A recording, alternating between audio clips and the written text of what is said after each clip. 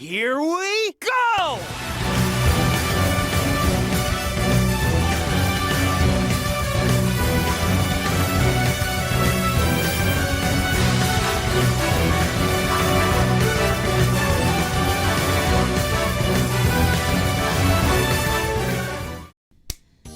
Well guys, that sure didn't take very long. Just a day ago, I posted a video where we talked about everything we know so far about Sonic Prime, which is the recently announced Netflix series that is an animated series of Sonic consisting of up to 24 episodes, and it will launch alongside that of a Sonic movie sequel next year.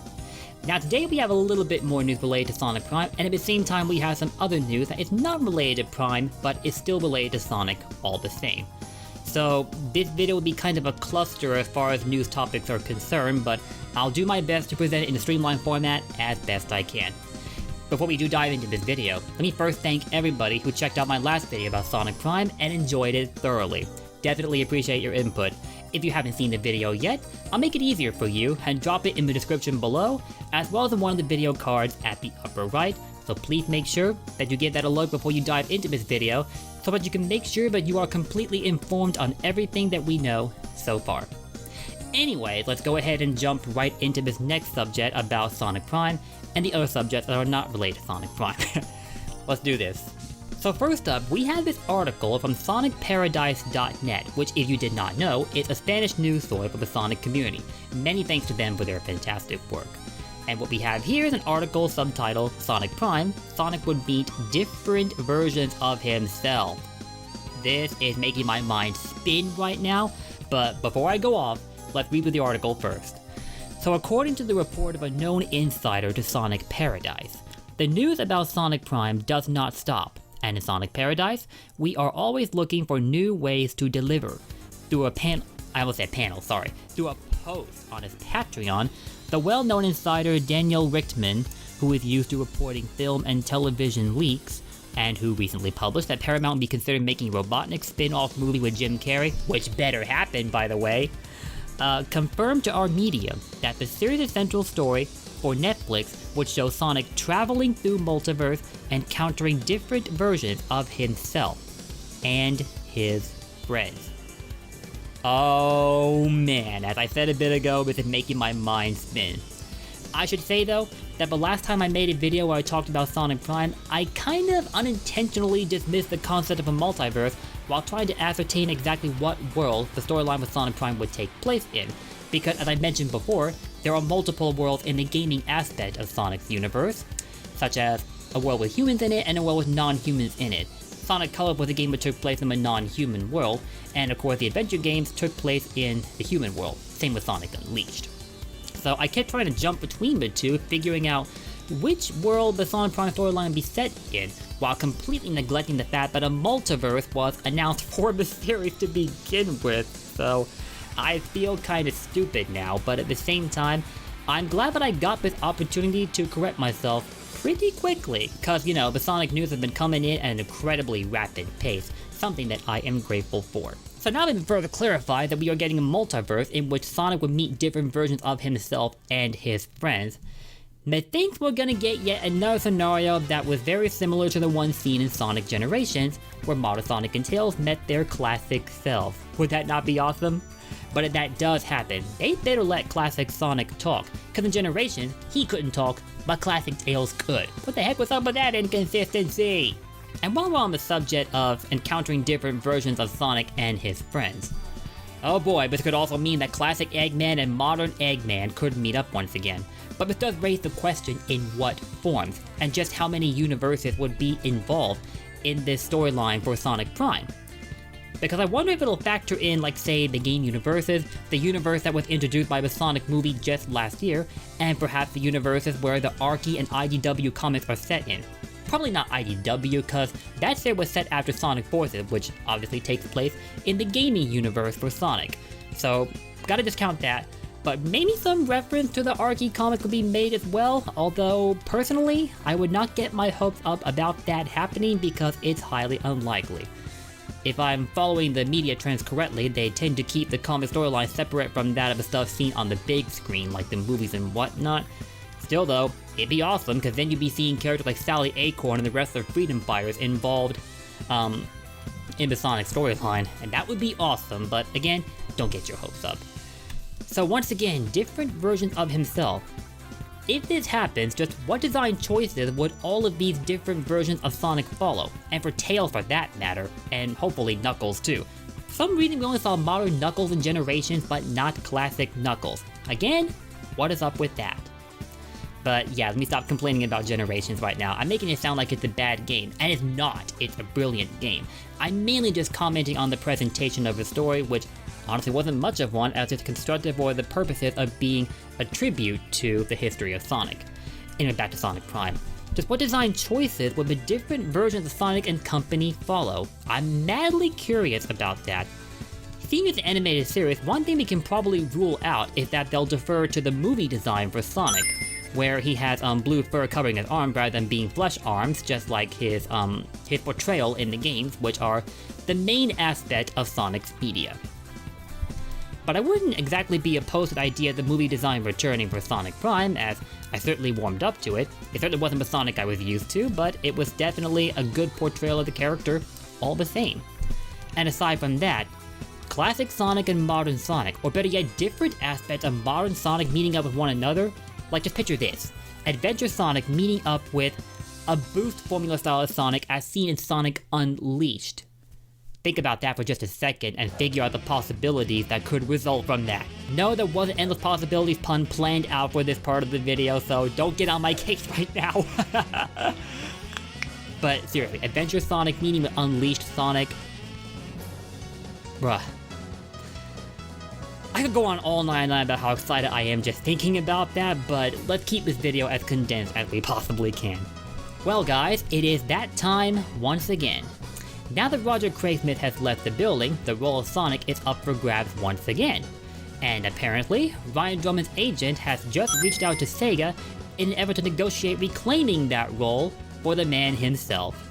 For those unfamiliar with the history, although I'd be very surprised if that's the case, Ryan Drummond initially voiced Sonic from 1999 through 2004. I think Sonic Advance 3 marked the end point of his career as the role of Sonic, but I could be wrong in that aspect. Maybe something akin to it.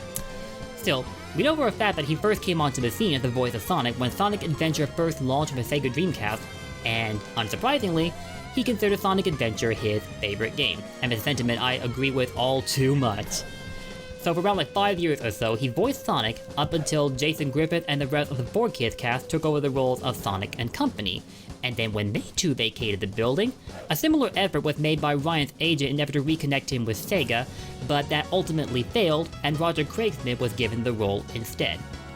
And now that we have come full circle, it looks like Ryan's agent is making yet another attempt. And although I am hopeful that this one will be successful, at the same time I'm not too confident that it will be, because SEGA does have an affinity for what we'll call overcorrecting, as they cycled through quite a high number of voice actors with Sonic over the years. We have Jaleel White, who voiced Sonic in Adventures of Sonic the Hedgehog and Sonic Saturn, two of the most memorable Sonic cartoons to date. Then we have Martin Berg, who voiced the Blue Blur in the Sonic OVA, which is worth the watch by the way. Then we have Ryan Drummond, who we just talked about, and then Jason Griffith, Roger Craig-Smith, and most recently, Ben Schwartz, who delivered a phenomenal performance with Sonic in the Sonic movie, a sentiment that I'm sure many will agree with. And although Ryan is no longer voicing Sonic in an official capacity, he is providing the voice of the Blue Blur for a fan series that is created by Emi Jones in full. And the series is called Sonic and Tails R. If y'all haven't given that series a listen yet, I heavily recommend you do so, because not only does Ryan Drummond still have it within him to voice Sonic even after years away from the set, but Emi is providing a fantastic voice for Tails as well. In the event that Colleen O'Shaughnessy is no longer voicing Tails again, which I really hope doesn't happen, I would be absolutely thrilled if Emi Jones took over the role, because her depiction of Tails is terrific. It is absolutely convincing. It's like she's been voicing Tails for years, honestly, and I'm not exaggerating when I say that. It's also coincidental that I should mention Emi in this instance, because this discussion about Ryan's agent reaching out to SEGA first broke during a live stream of Sonic Unleashed that was hosted by Emi. We're gonna give that part of the live stream a listen so that you all can get some idea of where exactly this is all going. Take a look. Anthony, are you coming back to voice Sonic? Please say yes. Well, I wish I could, but we don't know anything yet, do we? You know as much as I know.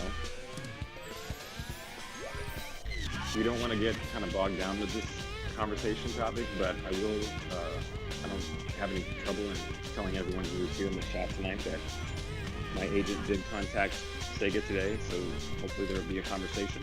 And there it is, guys, confirmation that Ryan's agent has in fact reached out to SEGA in an effort to negotiate the idea of Ryan voicing the Blue Blur once again. Now, as hopeful as I am that this endeavor will lead to a positive result, if SEGA had already made the decision to replace Ryan once, I really don't know if I could see them backtracking to him as the voice of Sonic once again. But if this is a road that they decide to go down, oh boy, I'm gonna be extremely giddy about it. Still though, I wouldn't hold your breath, at least not yet, until we hear something more. Ryan, if you do reclaim the role, good luck. I'll be there all the way. Dive into the last subject that this video concerns.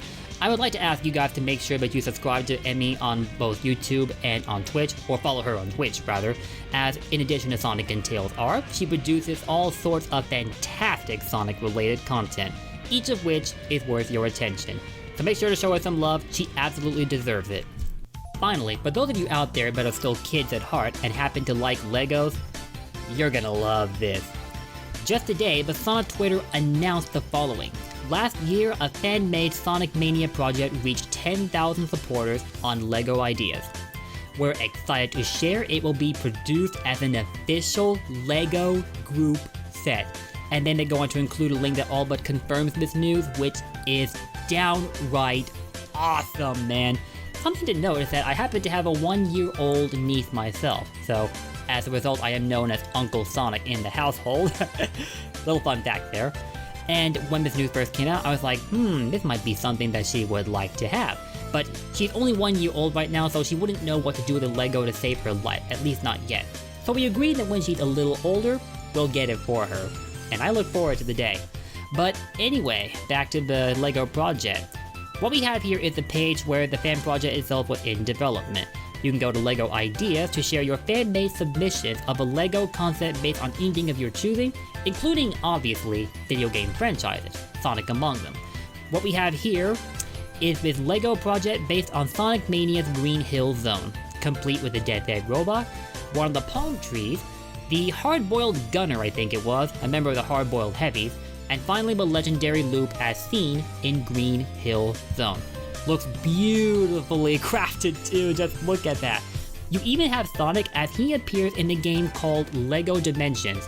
I was not fortunate enough to play that one, but as I understand it, there is a piece of DLC that includes a level pack for Sonic the Hedgehog in LEGO Dimensions, made by Toaster Girl, who has just joined the 10K club as a member. You can see that right there. Sonic Mania's Green Hill Zone LEGO adaptation looks so freaking clean, and I cannot wait to see it fully realized. Something that's important to note though is that while it will be made as an official set, there's no guarantee that it will be 100% exactly like this. They may go a couple different directions in terms of how it will appear. So we don't know exactly what the final version will look like, but either way, I'm sure that it will be something phenomenal. And for those who are curious about how the creator of the Sonic Mania LEGO project feels, we have here a page for a 10K Club interview that is conducted with Viv Grenell, who is also known as Toaster Girl. The entirety of the interview can be seen right here on this page, and for convenience's sake, I will link it in the description below. I suggest that you give it a read at some point, as you may find it incredibly informative. Many congratulations to them for their project reaching 10,000 supporters, as it is wholeheartedly deserved, and I cannot wait to see it finalized as an official LEGO project in the near future. Or an official LEGO product, rather, now that it's official, but you know what I mean. And thus we have arrived at the end of yet another video. Hopefully the news I delivered here was delivered in a streamlined fashion, because again, I feel like it was somewhat of a cluster of subjects to tackle all at once, so hopefully it came out great. If you all did enjoy this video, let me know your thoughts with your likes and comments down below. And also don't forget to check out the Sonic news sites that were referenced in this video, and again, Emi Jones as well. I'll link all their pages in the description down below, definitely worth your time. Thank you all for watching, and I will see you in my next video, whenever that may be. Until then, peace out, take care, Blue Blur for life.